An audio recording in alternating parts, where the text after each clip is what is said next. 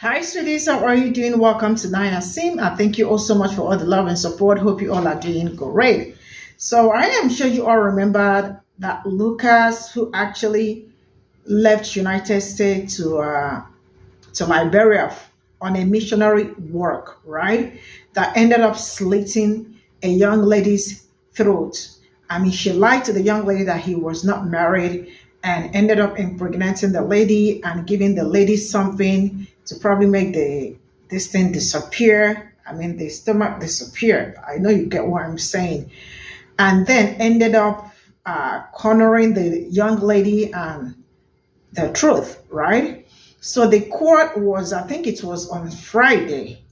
And guess what happened? Lucas won the case. And I am asking, with all the evidence and everything that surfaced, and the why and how did Lucas win the case? And I am really so much against missionaries. I am not into them because some of them are coming on a missionary. They are always on a mission to do one or two things because it's only them, punk white saviors, that are probably not medical practitioners. When they come to Africa, you see them practicing.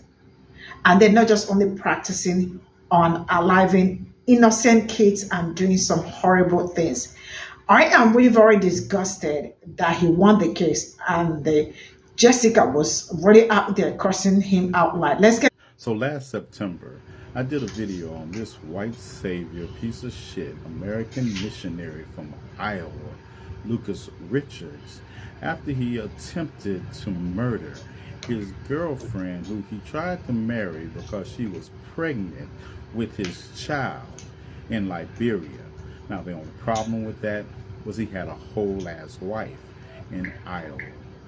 And this is how his girlfriend Jessica Lloyd looked after he slit her throat on the side of the road and tried to blame it on, wait for it, a black gang in Liberia. Yep, this is why white missionaries shouldn't be allowed to run around Africa, but I digress. So, let's take a look at what happened and the outcome of his court date in Liberia. Let's get up. Lucas Richards has been acquitted by criminal code B. God will punish you. You will die. Your eyes will be open. But once you get the pain and the shit you cause my family and you will suffer. I guess you. You will suffer. You will die. Your generation. Your generation. Will die the consequence of what you did. You will suffer, Lucas. You will suffer. In any church and lawyer, right? In any church and lawyer that got you as well. The children will suffer this day. The children will bear the consequences of what you did.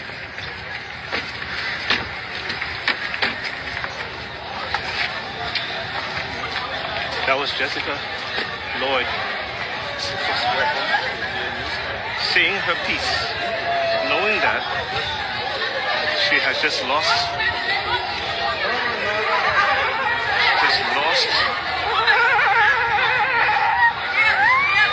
That's right. Lucas Richards, white savior missionary extraordinaire from Iowa with a wife, was acquitted in the attempted murder of his Liberian wife girlfriend who was pregnant. Oh, did I mention that he gave her medicine that she didn't know was going to cause her to miscarry? Yeah, him. He was acquitted in that Liberian court on Wednesday. But maybe all is not lost yet, because Lucas Richards will not be going back to Iowa anytime soon. The Liberian government is resisting the acquittal of Richardson, and they are holding him in the country until such time as they finish their investigation. And I, for one, hopes the paperwork gets lost multiple times. Hey family, I have some breaking news to share with you on today. I just heard about this story regarding Lucas Richard, a missionary from Iowa, who's a married man, went over to Liberia, Africa, married this young lady by the name of Jessica Lloyd. He got her pregnant, caused her to have a miscarriage, by giving her some type of pill or chemicals or something. Then later on, this man tried to unalive Jessica. Look, this doesn't make any sense. Look, my people, we gotta be very careful of these missionaries coming over to these countries, because I'm starting to hear a lot of these stories about missionaries going over to other countries and causing damage and harm to other people. We gotta be careful of these people. Here's the worst thing about the story. This man, Lucas Richard, walked free on today, out of the Library of Court. They found him not guilty. Look, we got to spread the word about this. Spread the word to everyone about this story. We got to get more people engaged and involved. We've got to comment and start talking about this, because I heard nothing about this story in the U.S. And, I was told that some of it was played in the U.S., but trust me, it was not. They didn't really follow this like they should have. It wasn't exposed long if it was, because I know nothing about this. So let's spread the word about this, family.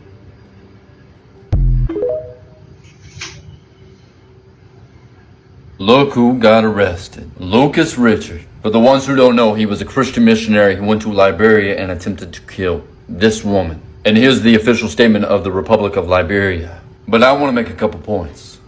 Because if this was a black man in Africa who killed a white man in Africa, or a black man in Africa who killed a white woman in Africa, it would be all over the fucking news. But I had to go fucking viral just to get this woman's story heard. To where the church apologized because people protested, and even the United States of America Department of State got involved. Now what does that tell you? That white privilege is real, and that black women are the most disrespected human beings on the fucking earth. Because apparently, it's common for these Christian missionaries to go native, which means the heart of darkness, aka they go to these African countries and they justify their actions because they say there's too many demons and devils over there, that they inherit their bad practices to where these missionaries do these fucked up things. To the point where they have articles written about missionaries doing this, like infidelity on the mission field. Or missionaries protect your marriage because they need to talk to their spouses, their wives, about the possibility of having an affair. And these missionaries go over to these countries and do horrible things to these women and then get away with it, and nobody does shit. And shout out to this creator because she pointed out the heart of darkness to me. And all the Liberian creators who reported on Jessica's story. So stop sending all these white Christian missionary men who go to Africa to save the children and preach the Bible when they just go there to take advantage of the people, make money, cheat on their wives, and harm the fucking women. And shout out to this man for saving Jessica's life and the rest of his crew. Because if he didn't, Jessica would be dead. Her story wouldn't be told, and this would just keep happening and happening and happening and happening with no accountability whatsoever. And to the church who defended Lucas when you found out the story, but you acted like nothing happened and he was the fucking victim, and then you apologized because people went out and protested your church this past Sunday, and you gave a bullshit apology where you said your original post where you defended Lucas was insensitive to the victim. Yeah, we're not going to forget. So thank you to everybody who shared this story, reported on this story, and got Jessica's story heard, because she is going to get justice. And Lucas, your day is done. My name's Eric Stone. Doses. Need everybody to stop because we have an emergency story about Jessica Lloyd and Lucas Richard. Now, Lucas is a church minister from Iowa, representing this church. Hi, this is Lucas and Lois Richard. Lois and I are privileged to be serving the Lord in Liberia in West Africa. And Jessica is a student in Liberia with this organization. When these two met, they decided to hook up and she got pregnant. But there's way more to the story. Because not only did Lucas not tell her that he was already married, even though he was already bringing his wife to Liberia to help with the ministry work, as you can see right here, But he didn't tell Jessica's mom, and when she found out she was pregnant, she wanted them to get married, which they did. But then everything went south when his church reported that he was robbed, which wasn't true. When in fact, Jessica was the one that was hurt. Actually, she was almost killed by Lucas. Oh, and by the way, when he found out she was pregnant, he was injecting her with something that would cause a miscarriage, and he was successful. He asked me to help her with $150 US, which I do monthly. Now, he talks about how he gives her $150 every month to help her out, which I need you to keep in mind because that story won't add up in a minute. I carried her to Hot Bell Supermarket. We bought one place, we bought all of those things. From there, we decided that I could drop her. I don't have to take her back to her parents, and that I could drop her there because of Bonneville Highway. She would get motorbike and she would get. But I'm gonna have to take it back because right before all this happened, he was already back in Iowa with his wife, and then he kept calling Jessica's mom and bugging her, being like, I gotta see Jessica, I gotta see Jessica. And then they finally agreed, and then he showed up and they took a little trip. The first area where there was like pull tar that you could pull off on the main pull tar, I pull my fabricators on. Because two things. She's getting a motorbike to go back home, and I needed to check my back right tire because I've been having a problem with that tire. And I could feel when I was driving that something was not correct. So while she was waiting for motorbike standing on the pull tar, I'm down there literally trying to jack up my thing. He's not mentioning it is when Jessica got in the car, she was questioning why he had a knife because why do you have a knife? And he was like, well, it's just in case I run into an animal or a snake or something like that. She's standing on the side of the coal tar, and I'm standing there doing this with the jack thing. And next thing I know, a motorbike comes out of nowhere and hits her, and she goes into a ditch because right after this coal tar is like a little extra coal tar on the side of the coal tar. Right after that is just a big ditch. Okay. The motorbike hit her. She fell backwards and rolled into that ditch. I think she even fell backwards and hit the edge of the coal tar because she had blood coming. Yeah, that's not what the man on the motorcycle said, nor Jessica, but we'll let you finish your story first. At that point, I leave what I'm doing and I go to check on her and help her out and ask her if she's okay. I bring her up onto the coal tar, and at this point, this motorbike driver that just hit her is yelling out to other motorbikes, KK, whatever they're driving by, and this big lorry, big truck, big red truck, that was carrying, I don't know, a dump out truck, something like that, telling them that I hurt the girl, that I did something to the girl. I don't know how they were saying, but they were yelling it out, screaming it out, and so they're stopping, and all these motorbike guys are stopping, and they're best at me. Now remember, he's not bringing up anything about the knife, and Jessica has an entire, I can't say it, but it's too graphic to even show. I'm walking around the front to go get in the car. She was walking around the front with me. She goes around the front, and she's coming to get in the car. Then, something goes through the window, and comes and hits me right here on the head. And when it hit me, I did like this on the steering wheel. And one of the guys took a big stick and started pounding. He came in front of the Land Cruiser and he started pounding on the thing. And so at this point, she's telling me to go. She would be okay as me then one because they think they're probably going to get money from me. Now you know about that $150 I told you to remember? Listen up. I had $400 US in my pocket. No, 350 because I gave her 150. I had $350 US in my pocket right here and some small in my wallet right here. You said you had $400 in your pocket, but then you said, no, wait, you had $350 because you gave her $150. If I do math correctly, that doesn't add up. So, I hit the gas and I started going. I didn't hit nobody. I even hit, before I put it in gear, I did like this so that it backed up. And then I went. And of course the motorbikes were following me. And the motorbike that hit her already had his motorbike out of the something. All I remember is that it was a red motorbike with a license plate in front. That's all I remember. Okay, you said what you had to say. Now it's time to hear from Jessica. Get dans les cas, il toca les nerfs. Big nerfs. Il disait, il a fait le snake sur une caisse ou un snake. Now, I and many other people were having a problem understanding her accent, but plus the throat damage was probably definitely a big factor. But I found somebody who broke down what she said. So basically what it says is, Lucas pulled over to take a piss. When he was out there, he claimed that he saw a snake. He told Jessica he saw a snake and he told her to come out with the knife. And he told her to get closer, closer, closer, and she was scared, but she came anyway. Once she got to him, she took the knife from him, bashed her on the back of the head and her throat. That's when the man on the bike showed up and handled Lucas, and then he called the rest of his crew to show up, and then Lucas ran away. You met the women, or you open the car door, turn again, they go out and slaughtering again. This is what he had to say. What you talking about when you saw the men? You was for the girl trying to. The men want to get him. I said, the men want to get him. It's slaughtering again. My war standing there. You got more about men up here, right?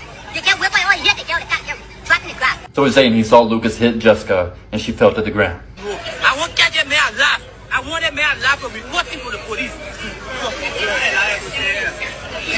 For everybody that wants the church's information, here you go. And the church's website. And I want to make this one statement of, to all the churches who go to Africa to help their children, the way Lucas and the rest of you dehumanize these people so you can make some fucking money. We thank the Lord also for a small group of believers that we're working with. These believers come mostly out of Islam. Most of them are illiterate, and so we're teaching them English as we teach through the Bible. They don't need your language or your fucking Bible, so stop using African children just to make some fucking money. And if you want to talk about the history of Christianity in that fucking continent, then you're gonna have a long fucking day. My name's Eric Stone. Doses. Yo, I haven't seen a lot of coverage about how this 61-year-old black woman named Lolitha Hall, who was an Uber driver, was shot and killed by this 81-year-old white man in South Charleston, Ohio, while she was backing up in his driveway while unarmed, while not approaching him aggressively at any point, because he assumed that she was trying to scam him out of some money without any force. We're continuing to follow the tragedy out of Clark County. The sheriff's office says an Uber driver killed by 81-year-old William Brock after he thought she was part of a scam. Turns out, according to investigators, she had no idea of the scam. Instead, she was just a pawn. And tonight, we're asking legal experts about the case and what it means for Brock and the scammers. It is just after 11:15 in the morning on March 25th. Clark County investigators say 61-year-old Lolitha Hall, an Uber driver, arrived at the home of 81-year-old William Brock to pick up a package. What happened minutes later is difficult to watch. The sheriff's office says earlier that morning, Brock had gotten a scam phone call about a relative in jail, which then turned into threats and the caller demanding money. So when Hall showed up, investigators say Brock assumed she was part of the scam. He showed a gun, demanding she tell him who the scammers are. But Hall was completely unaware of the scam. Help! Help!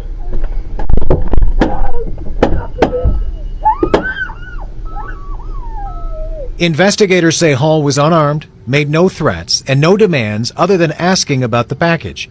Brock shot Hall multiple times before calling 911. Hall later died at the hospital.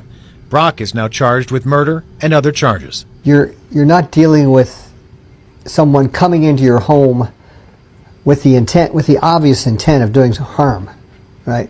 So you don't treat it the same way.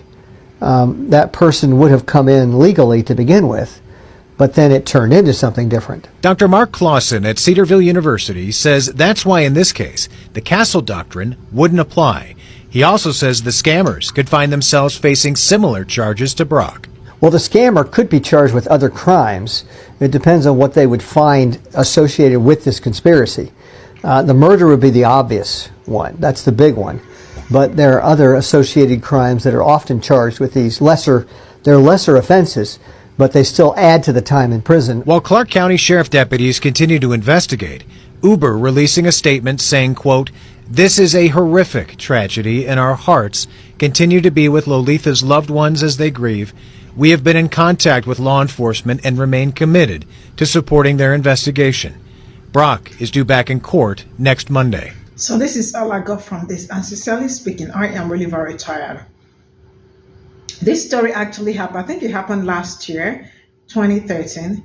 And I think they took the case to court. Jessica and the family. Jessica is the one that the palm-colored man slit the throat. They took this case to court. And I am going to ask this.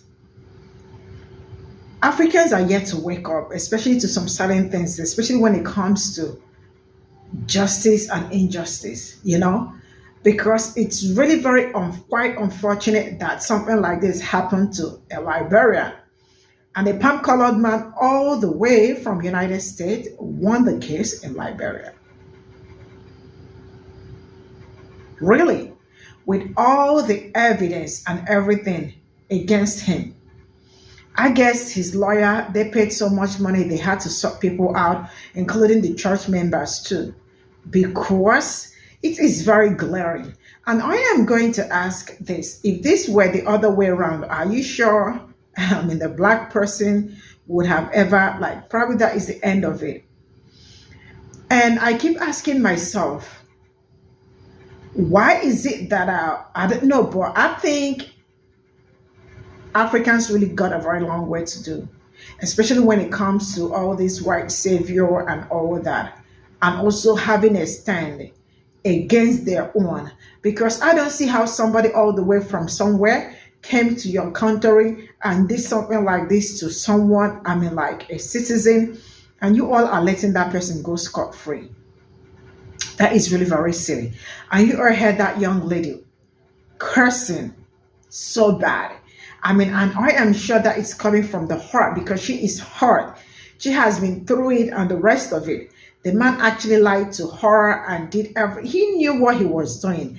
And the fact that the church were also trying to protect the young man, it's very disgusting too.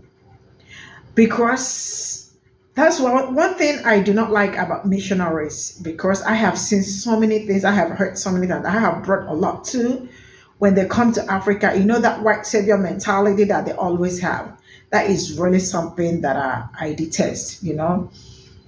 And the fact that Black people, or should I say Africans, are very welcoming, or they are so eager to welcome them and all that, probably get their needs. Some of them are just using us for experiment. You all also remember the palm-colored woman that was never a nurse. She was sent by church and all that to one of the countries. I can't remember where. It's either Uganda or like in one of these countries, like, you know, in Africa. She came, she had no knowledge of anything and all that, and she is not a medical practitioner. And all of a sudden, she started doing surgery. And a lot of kids, almost 100 and something kids, died. And some people are out there defending them. Like, where is your humanity? Because I am trying to find it.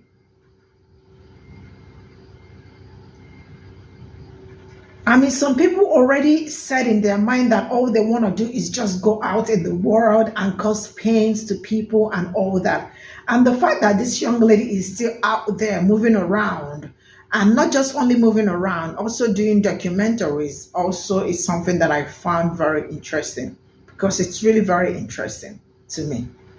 How she's moving around, doing documentaries and the rest of it. I am so disgusted. And I think Africans should wake up. I cannot open you all eyes, but I will just keep screaming, because there are some certain things you see, you know that is very wrong in all shade, and that shouldn't be happening. And not until you all are ready to tighten your space and all that, because we're in the nonsense. Let people stop deceiving people with Bible. Stop deceiving people with church. Stop deceiving people with the fact that you are going to come and assist them or help them, do some charities and all that, and then you are coming to unalive and the rest of it. See you all in my next video. Bye for now.